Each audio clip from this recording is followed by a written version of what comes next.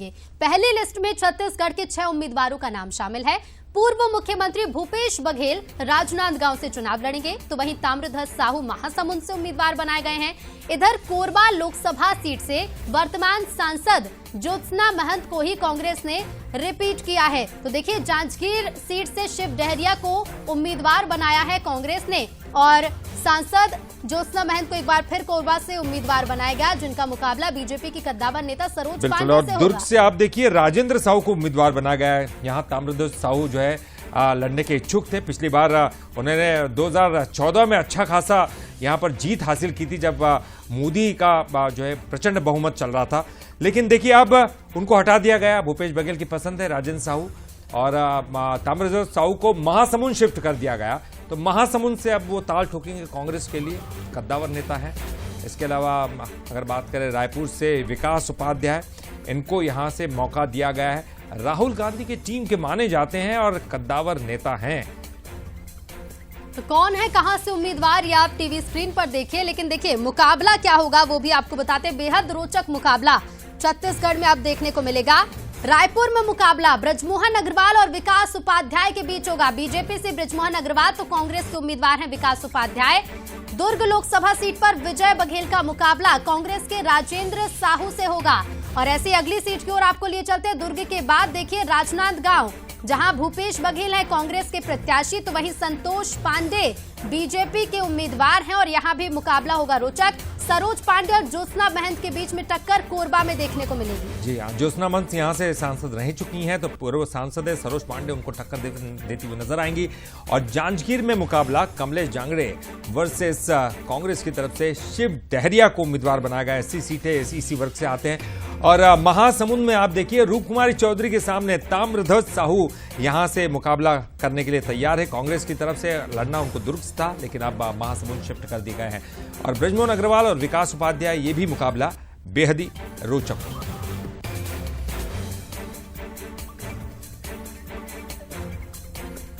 तो देखिए, ये तो मुकाबले की तस्वीरें आपने देखी और इसके साथ ही आपको चलिए दिखाते हैं कि सोशल मीडिया एक्स पर छत्तीसगढ़ के पूर्व सीएम भूपेश बघेल ने क्या कुछ लिखा है। भूपेश बघेल लिखते हैं कि आगामी लोकसभा चुनाव 2024 के लिए शीर्ष नेतृत्व ने मुझे राजनांदगांव लोकसभा से चुनाव लड़ने के लिए आदेशित किया है। इस विश्वास के लिए पार्टी और शीर्ष नेतृत्व का आभार। संस्कार धानी राजनांदगांव से प्रत्याशी होना सौभाग्य है। मां बमलेश्वरी की कृपा और जनता के आशीर्वाद से इस बार का चुनाव राजनांदगांव की जनता लड़ेगी और जीतेगी। इसके साथ ही प्रत्याशियों को शुभकामनाएं भी दी है।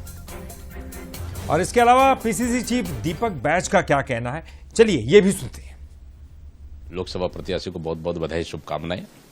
बहुत अच्छा चेहरा है, मजबूत चेहरा है, इनका पहचान और पकड़ भी है। तो ये चेहरे लड़ने से कांग्रेस पार्टी को फायदा होगा और निश्चित रूप से 6 सीटों में जो अभी नाम घोषित है मजबूती से लड़ेंगे, ताकत साथ लड़ेंगे, चुनाव जीत कर आएंगे। और चलिए ताम्रध्वज साहू से भी बात की हमारे संवाददाता ने, आइए सुनते हैं वो क्या कह रहे हैं।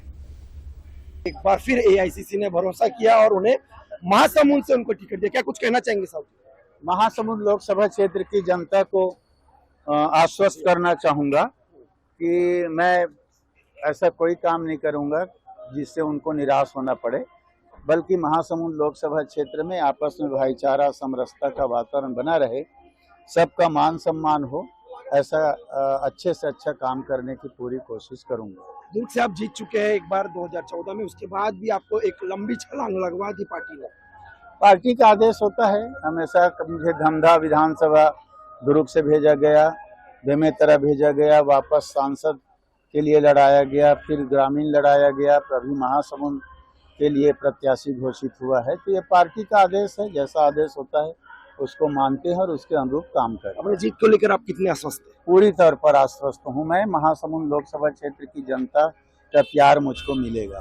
भाजपा ने दुर्ग को कुछ नहीं दिया, लेकिन कांग्रेस ने तीन प्रत्याशी दुर्ग से ही दे दिए। क्या कहना चाहेंगे, जैसे भूपेश बघेल, राजेंद्र साहू जी और आप? देखिए, भूपेश बघेल जी हमारे प्रदेश अध्यक्ष रहे हैं, मुख्यमंत्री रहे हैं, एक बड़ा कद है उनका। और मुझे 3-4 बार विधायक, एक बार सांसद रहा हूं, पुनः मुझे सांसद प्रत्याशी बनाया गया है। तो ये तो दुर्ग की जनता का प्यार है और हम लोगों को जो अवसर मिलता है उसको हम लोग सदुपयोग करते हैं। 11 में से कितनी सीट? 11 में 11 सीट जीतने के लिए लड़ेंगे। पार्टी की ओर से जनता जैसा आशीर्वाद देगी, पर अधिकतम सीट यहाँ जीतेंगे, इस बात का विश्वास है। कांग्रेस ने 2 सीट दी साहू को, और साहू फैक्टर कितना काम करेगा दुर्ग और महासमुंद में? साहू समाज के लोग ज्यादा बेहतर बताएंगे, उसको असर तो पड़ेगा। और इसके साथ ही जांजगीर से प्रत्याशी बनाए गए शिव कुमार डहरिया से भी बात की हमारे संवाददाता टिकेश ने, वो भी सुनिए। हमारे साथ बातचीत करने के लिए शिव डहरिया जी, विधानसभा चुनाव के बाद अब लोकसभा चुनाव की बारी है। कांग्रेस ने भरोसा जताया है, जीत कर दिखाएंगे। निश्चित रूप से पार्टी का मैं एक छोटा सा कार्यकर्ता हूं, जो जिम्मेदारी दी है उसको अच्छे से निर्वहन करेंगे। और लोकसभा चुनाव में इस बार माहौल हमारा अच्छा है, और हम छत्तीसगढ़ में अधिकांश, जांजगीर तो जीतेंगे, अधिकांश सीटों में इस बार कांग्रेस पार्टी जीत के आएगी। कमलेश जांगड़े सामने हैं, महिला प्रत्याशी है, चुनौती देख रहे हैं? देखिए, भारतीय जनता पार्टी ने इसके पहले भी 2009 में, 2014 में महिला प्रत्याशी दिया था, और महिला प्रत्याशी जीत के आई। लेकिन 10 साल उन्होंने कोई काम ना महिलाओं के लिए किया, ना जांजगीर के लोगों के लिए किया। तो ये जांजगीर के लोग इस बात को देख रहे हैं।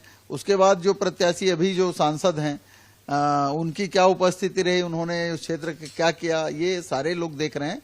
और इस बार हमारे पार्टी के पास बहुत सारे मुद्दे हैं। जिस तरह से केंद्र की सरकार ने, नरेंद्र मोदी जी ने जो वादे किए थे, उन वादों को तो उन्होंने पूरा नहीं किया। चाहे 2 करोड़ रोजगार देने की बात हो, 15 लाख सबके खाते में डालने की बात हो, महंगाई कम करने का, पेट्रोल। इसके बावजूद भी डहरिया जी ये कहते हैं कि लोकसभा चुनाव मतलब मोदी की लहर। देखिए, ये कैसी लहर होगी? ये तो लोगों को बरगलाने का काम है, कहीं कोई मोदी लहर नहीं है। और लोग 10 साल उनकी सरकार को देख चुके हैं।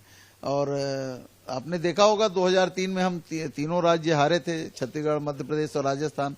2004 में केंद्र में हमारी सरकार बनी, तो इस बार भी केंद्र में हमारी सरकार बनेगी। बीजेपी इस बार करे कि गारंटी को गारंटी तोड़े गारंटी का। देखिए, मोदी की गारंटी जो है वो फेल हो चुकी है। आपने देखा होगा कि जितने वादे उन लोगों ने किए थे, उनको कहीं नहीं निभाया।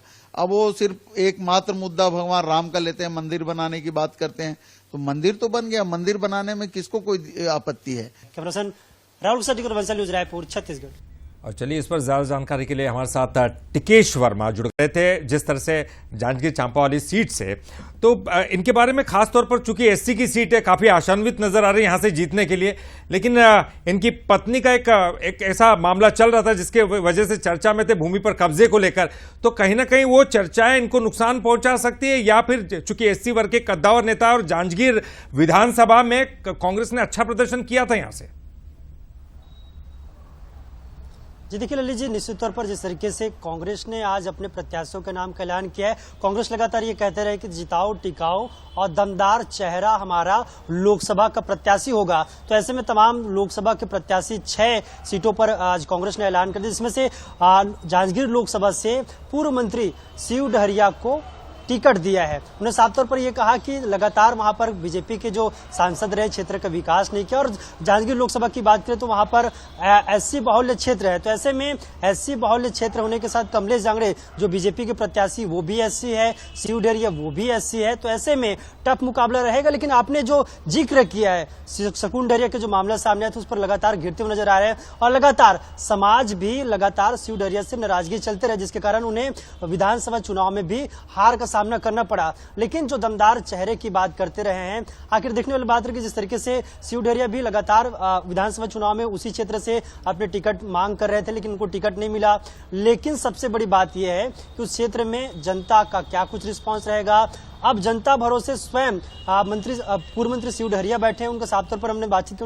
उनका कहना है कि जनता ही तय करेगा, राम जी हमारे हैं, राम जी सबके हैं और राम जी हमको जिताएंगे। तो सबरी की जन्मभूमि है और ऐसे में उस क्षेत्र में शिव डहरिया का दबदबा माना जाता है। लेकिन ये देखने वाली बात रहेगी लोकसभा चुनाव में कितना जलवा बिखेर पाने में कामयाब रहते शिव डहरिया जी। बिल्कुल दिलचस्प मुकाबला तो रहेगा ही, जैसे कि आप बता रहे हैं। बहुत बहुत शुक्रिया आपका टिकेश, इस पूरी जानकारी के लिए। आप